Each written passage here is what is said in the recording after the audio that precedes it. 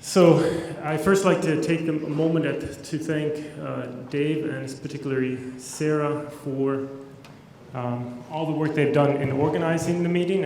I guess particularly Sarah, having organized this meeting last year, I know what kind of work is involved. And I guess I made the mistake when I was, all these emails that go in the background that you don't know about, but trying to arrange things. We had speakers that weren't coming or speakers that had time constraints, and so I offered to give a talk to fill in for time, and so I got informed just before lunch that I will be filling in for a talk for the rest of our hour-and-a-half slots. So I will be talking to you now about the assembly of HIV and going from the expression of gag to viral release. So it's the story. So let's see if this is on. It's on. It's on? Okay. So let me get started. So I'm trying to convince you that physicists can help in virology in ways other than are shown here. And so we've gotten into dealing with HIV. I've done this with collaborators in Heidelberg. And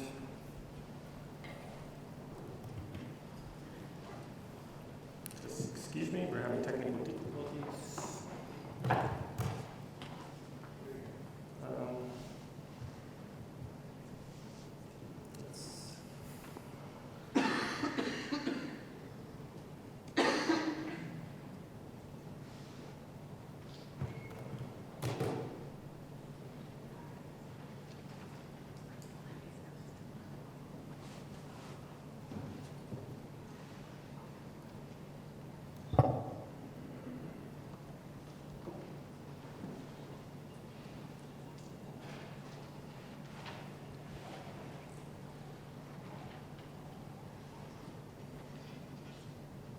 Okay, so HIV, you're familiar with it perhaps. It's a virus that comes, it binds to the plasma membrane of a cell, interacts with receptors, co-receptors, fusion happens, the capsid gets entered into the cytoplasm, the capsid then decays, and the RNA material then gets reverse transcribed into DNA, or into RNA. The RNA gets incorporated into the nucleus. The RNA gets reverse transcribed into DNA, gets incorporated in the nucleus, and at that point, when it's integrated, you become infected with HIV. It can remain dormant for a while, at some point it turns on, creates RNA, creates the 15 proteins that are involved in the HIV assembly. They assemble in the plasma or at the plasma membrane, bud, and then at some point you get maturation into a mature virus. My collaborators Hans-Georg Kreuzlich and Barbara Müller got me into this, and we're going to look at this assembly process. So we're using a marker on the gag protein. So like as I said, HIV is made of 15 proteins. One of them is the structural protein, a multi-domain protein gag. It has one domain, the matrix, which goes to the membrane, the capsid that forms this capsid about the genome, the nuclear capsid that binds to the RNA, and the P6 which interacts with the cell component. And we did some experiments a few years ago where we were using alternating turf wide field microscopy, where we looked at the assembly of HIV. And so we could actually see these dots. The dots are individual HIV particles being assembled. We could track them, follow them. We could see actually the increase in fluorescence intensity. My collaboration partners, put in here a green fluorescent protein into the HIV, into the gag, where we could watch the intensity, the assembly of HIV. We used the wide field to control for the intensity to make sure we're not just looking at fluctuations at the membrane. And we could then actually follow the assembly process of an HIV particle from the initiation step through to completion. It takes on the order of half an hour. And while we were doing these experiments, we thought, well, let's look a little bit at what's happening, where does the gag come from? So we did an experiment where we photoconverted in TERF mode the plasma membrane. So we had the MEOS, so it's a photoconvertible protein that we put into the gag.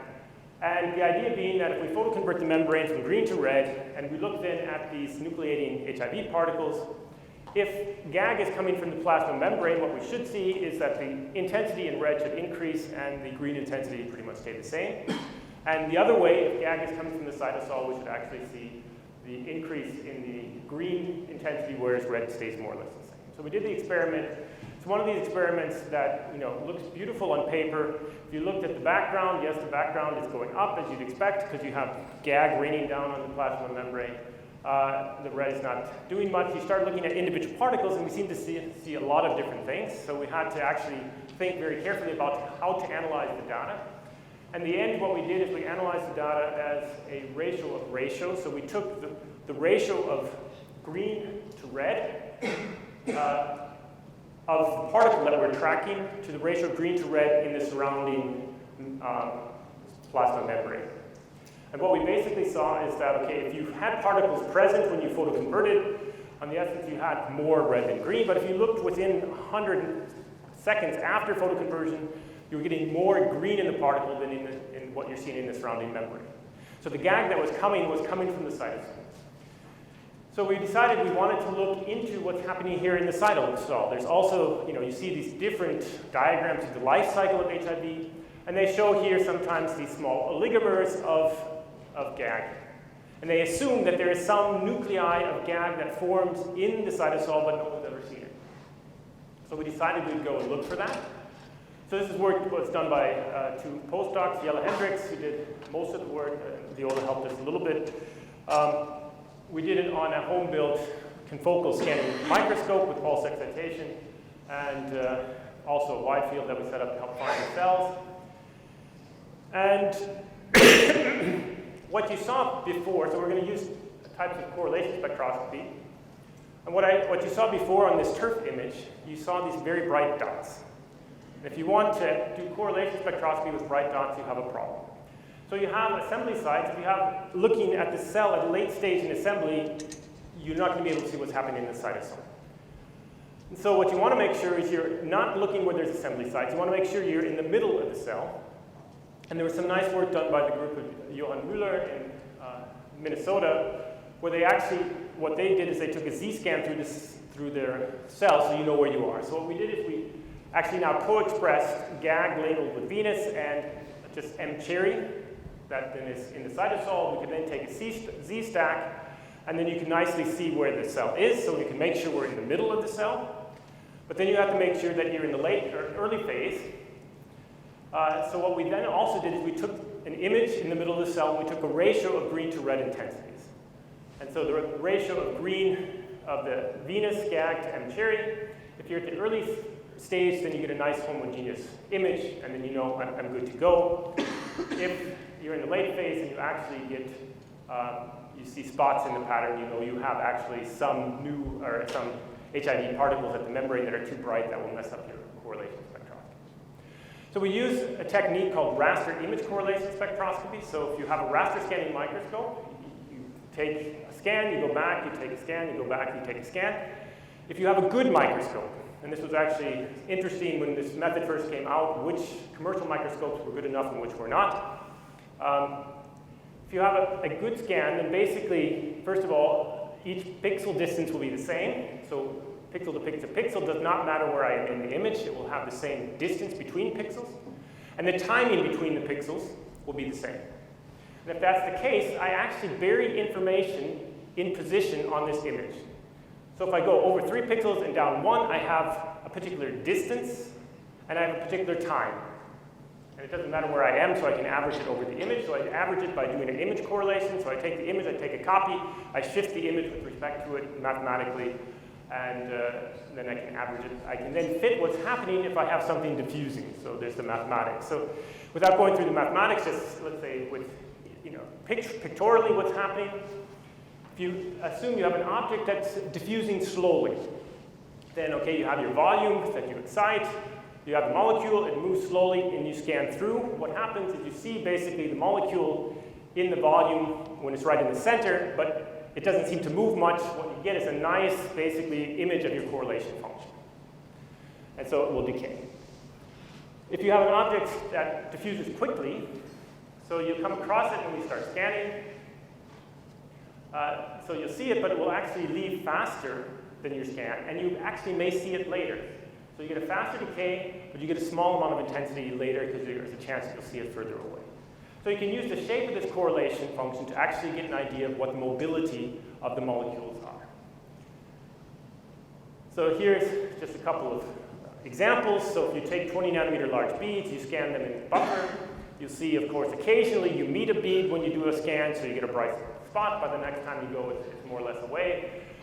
With GFP and the cytosol, it's not quite as easy to see in the data. It looks basically nice and noisy, but you can actually extract it out. And so if you actually calculate the correlation function, you see these fairly narrow-like structures with a little bit of intensity outside. If you have something that's moving slower, you get a nice round spot. Okay, so we did this now with cytosolic GAG. And so we did the image correlation. So the image correlation is nice because it's done on an image-by-image basis. So the time information you're looking at is diffusion. On the time scale it takes to go over the point spread function through the line scan, so it's something on the order of a few, let's say 100 milliseconds or so. If one of the frames has, let's say, an artifact, you have a bright aggregate go through, or you have a vesicle go through, you just throw that frame away and you can still average. You take the image correlation, you average them together, you get your nice correlation function. We did this also with Venus alone. So without being attached to GAG, we can fit the Venus to a nice single component diffusion coefficient. If we tried to fit the GAG Venus, it's mostly a one diffusion component, but it doesn't quite work correctly, so we have to use two components. So there is some part of the diffusion that's immobile, basically, so we get a nice point spread function and a mobile fraction. And the mobile fraction we can fit well. The mobile fraction we can calculate, and what we see is that we get a diffusion coefficient, first of all, for GAG Venus of about 2.8 micrometers squared per second, and a fraction that's about 78% of the molecules. I mean, it's not an actual fraction because of brightness issues, but I can tell you later more about that if you're interested. So we see the majority is moving quickly, but it's still slower than we expect, because if we express GFP as a trimer, we actually see a diffusion coefficient of 9.5 micrometers squared per second. So a trimer of GFP has the same molecular weight, more or less, as the labeled GAG. Of course, the cytosol is a very difficult environment. The diffusion coefficient is most likely size dependent, so we tested it what we saw, and it's slower than we expect. So then we started to look at what could be the interactions that are happening that could cause slowing down. And this is kind of nice because there's a lot of virologists that have made a lot of neat tools. So there's a lot of different aspects of the GAG protein. One is that it has a Raster state switch, basically, so that you can actually, under conformational changes, there's a Raster state that sticks out and binds to the plasma membrane when it interacts with PIP2, and there's a nice mutant, the G2A mutant, that actually gets rid of this interaction, so we can actually turn off matrix interactions and see if that makes a difference. There's also GAG-GAG interactions, so the capsids can interact. That's in the capsid domain, and there's GAG-RNA interactions in the nucleocapsid domain, and there's actually two nice mutations that one allows us to weaken the RNA-GAG interactions or weaken the capsid-capsid interactions. So we can play with these tools and look at what happens. So we have here the diffusion of GFP trimer. That should be about 9.5. This is what we measure with the wild type. And then when we mutate out the matrix element, nothing happens, no change. I should point out what I'm showing here are the standard deviations of the measurement, not the standard deviations of the mean. So these were done at least on 10 different cells. So the standard deviation of the mean, I mean, you can measure a lot, you can make it as small as you want, but just to give you an idea of flexibility of what it is, I showed the standard deviation. You take out the capsid, there's also no change, but if you mutate out the nucleocapsid interactions with the RNA, then it jumps up to about 6 micrometers squared per second. If we then make any combination of the 2 or the 3 interactions, it basically stays the same. So there's something on the nucleocapsid domain which interacts with the RNA, so there are interactions with RNA that slow things down. So that's a question. Then there's another question. What is the, so we have some transient interactions that are slowing down the diffusion. What is the stoichiometry of these complexes? Is it monomeric or is it multimeric? And so we did cross-correlation spectroscopy. So we took a Venus, a GAG labeled with Venus, GAG labeled with M-Cherry, and we could do autocorrelation in one channel on Venus, autocorrelation on the M-Cherry, and then we can do the cross-correlation, and there's absolutely no cross-correlation. So we can see that actually this monomeric, I call it fast-moving species, is monomeric. So this idea of having little, oligomers, at least it's a majority species, is not the case. The majority of GAG is monomeric in the cytosol. But what about the slow species? So we've seen there is some species that moves more slowly. Well, to reach a slower time scale, then we have to do the calculation differently. So what you can do is you can actually now take a pixel of your image and correlate the intensity in that pixel with the image that you take afterwards and the following image. So you can actually measure the intensity through your movie. And so now you get a fluctuation. And we can then do the correlation analysis. Of course, there is a very slow component because your microscope drifts. It's not perfect. But so on the let's say 15-second, 30-second time scale, there are some very slow movements which we set out. When we do that, we can compare also to Venus. So Venus alone has absolutely no slow diffusion coefficient when you correct for drift. The GAG Venus has a nice slow diffusion coefficient. So we do see something moving slowly. It has a diffusion coefficient of 0.014 micrometers squared per second. And we can now do the cross-correlation variation of this technique and see is it monomeric or multimeric. And so again, what we see, yes, we have a strong cross-correlation. If we just take GAG Venus and correlate that with M-Cherry without GAG, there's no cross-correlation. So there's no artifacts that are entering that we're not aware of. And so we nicely see that this slow-moving component is indeed a multimer. And so then we ask the question, can we actually get information over the stoichiometry? And then what we can do is we can take the same data and we can go on to do what's called a number and brightness analysis. And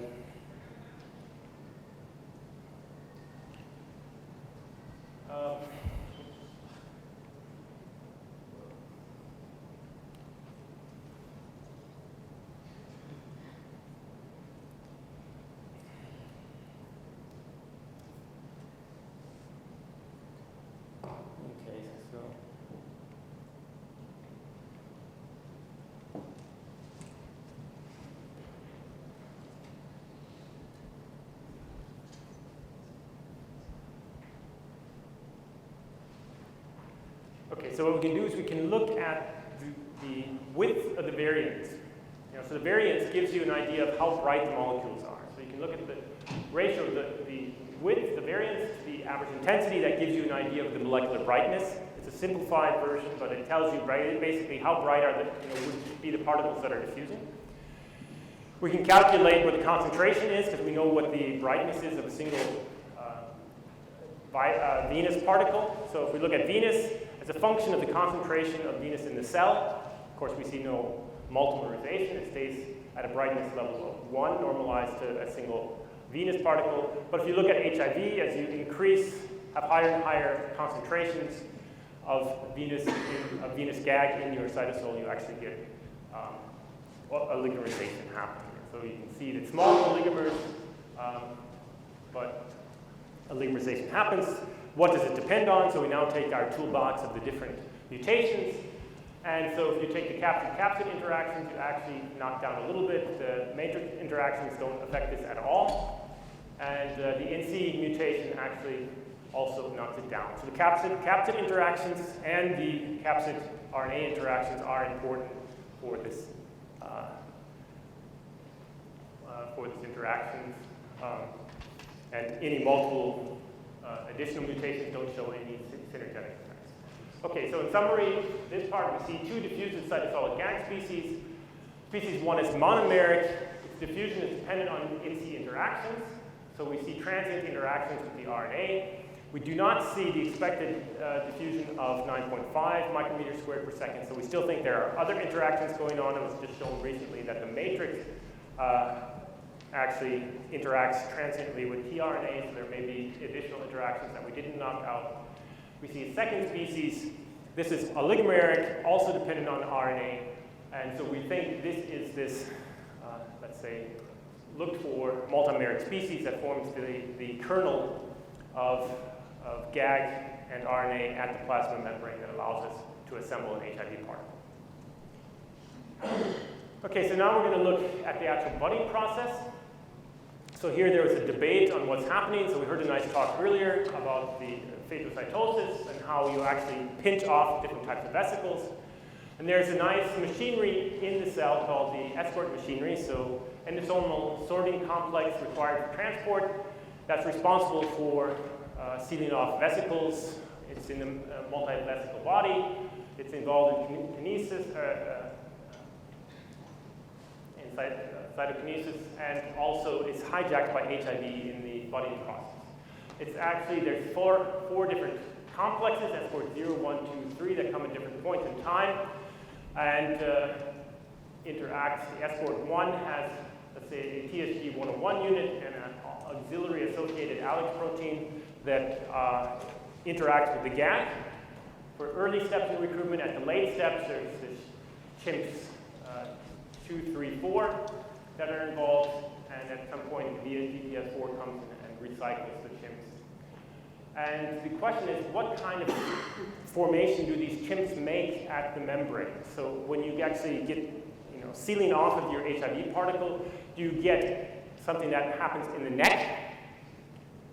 There were also, secondly, from the lab of Phyllis Hansen, there were experiments with EM where they could actually sew sort of coils of chimp proteins that are actually on the size of over 100 nanometers large. And so do you get lasso structures that are on the size of the HIV particle itself? Or there was, as we were about to publish our data, a paper that came out in Science from the group of Lipton-Scott-Schwartz at NIH, where they showed that you had something about the size of 100 nanometers in the HIV particle itself. So these were the three models in literature. And so what we wanted to do, we set out to look at this when we started this several years ago, to look at this with, look at the endogenous escort protein. I'll tell you why that's important later, but we use endogenous Alex, TDSG, and CHIM2A. CHIM4B, there's no antibodies that can label specifically the protein, so we actually took an HA tag, which is actually much smaller than a fluorescent protein. So we looked here, we used for our experiments GAG, again labeled either with M-Cherry to see where the HIV assembly sites were, or M-EOS to do super resolution imaging, and then we did immunostaining and used STORM to look at the super resolution images. So this work was done by Jens Prescher, so we have a home-built STORM system, so basically wide field or turf. So the idea of STORM, or in super resolution in this case, if you have two emitters that are too close together due to the diffraction of the objective, you can't separate them. However, if you can turn them on one at a time, you can actually localize the one very precisely, turn it off, and you can turn the second one on, localize it very precisely, and hence build super resolution images.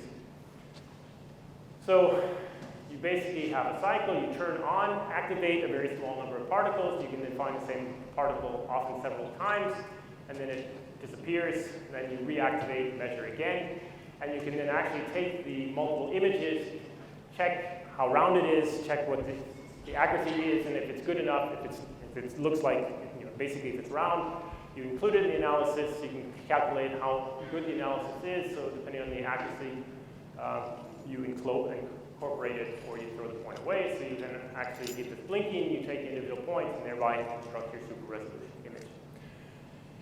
Now, the first step we did to make sure that the control was working correctly was we did super resolution of HIV, and to just go quickly through, we got a size of about 120 nanometers, which corresponds to what's known from EM.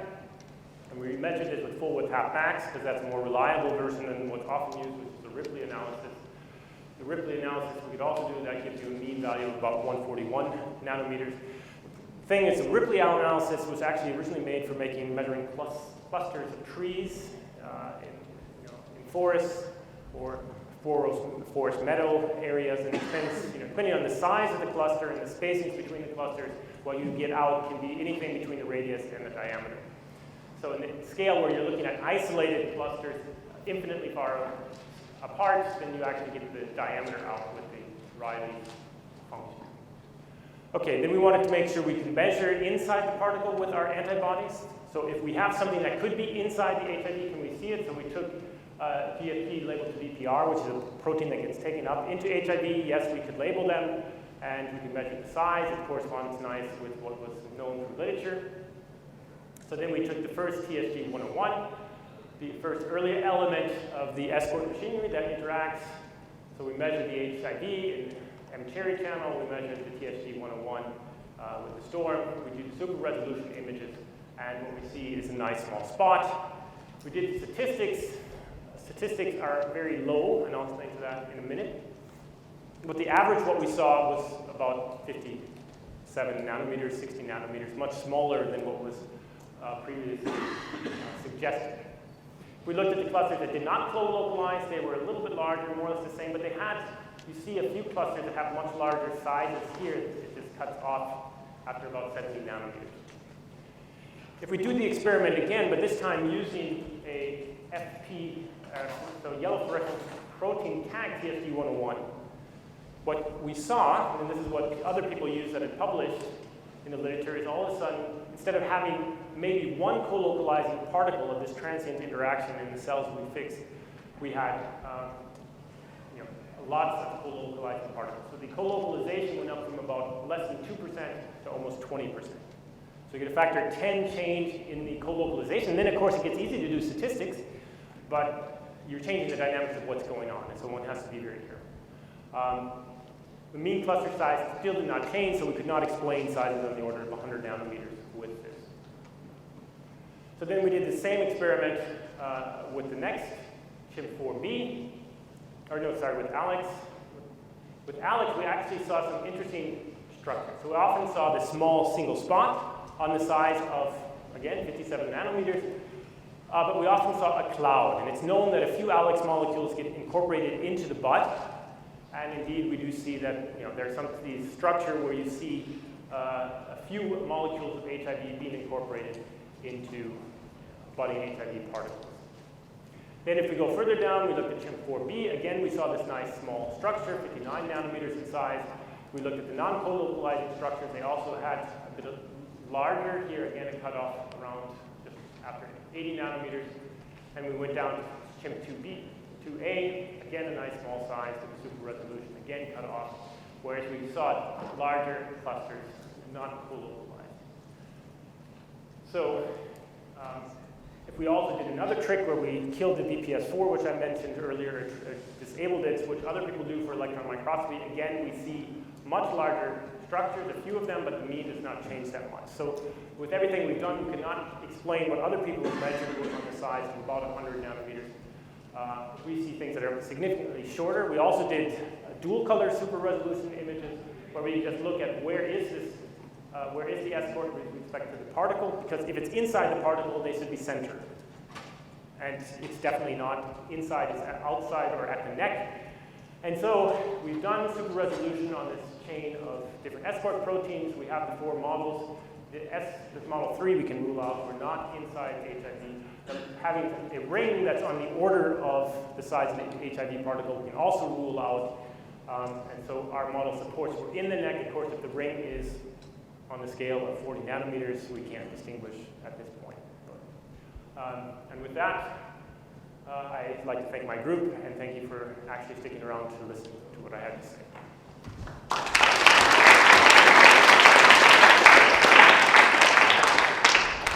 So, any questions that are more important than coffee? Sorry.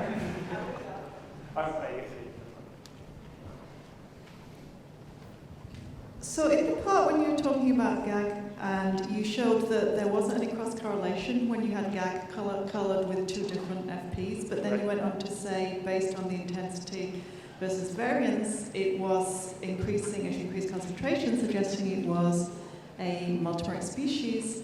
Okay. And so those two are kind of inconsistent, and then it gets you to say, well, what fraction of each do you propose there is? Okay. So if we look at the fast-moving species, so we have two diffusing species. The fast-moving species, we see no cross-correlation, right? The slow species, there is some cross-correlation. So if we do the full cross-correlation, what's immobile, right?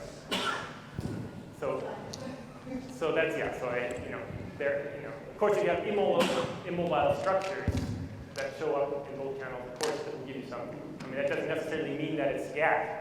I mean, if there's, and so there we look, that's why we went to the next step and looked at the class. But yeah, percentage is difficult in the sense that in fluctuation analysis, the real amplitudes depend upon the brightness in a nonlinear fashion. So often I get papers to review where people have incorporated this. If the brightness doesn't change, there's something, but the size of these oligomers are small, which means that the vast majority of what we're looking at is monomeric. So let's say certainly over 50%, I would say 80, 90% are monomeric. So one of the questions in the field is when and where is the RNA dimerizing? So you show that GAG basically interacts with RNA and it doesn't dimerize by cross-correlation. So can you comment on whether the RNA dimerizing the cytosol in your opinion? Okay, so let me now say there's two issues. One is dimerization of GAG, the other thing is the dimerization of RNAs, right? Because HIV actually incorporates two RNA sequences in the particle.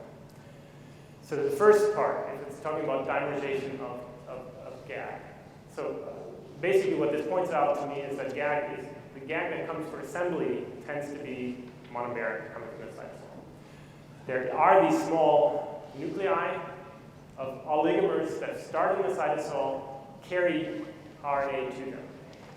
Now, from my data, I can't say anything about the dimerization of mRNA, but there's data from Buslam, gave a talk just before I did a month ago at NIH, and she showed with the dual-colored mRNA that typically you see two coming together. I would expect you have one RNA scaffold to begin with, and the second one that comes to it, but that's still being researched. Yeah. So she sees that in the cytosol? She sees it at plasma membrane. She actually does not have the sensitivity to know whether she's in the cytosol or not. And she's doing Wi-Fi, so it's difficult to know if you're in cytosol.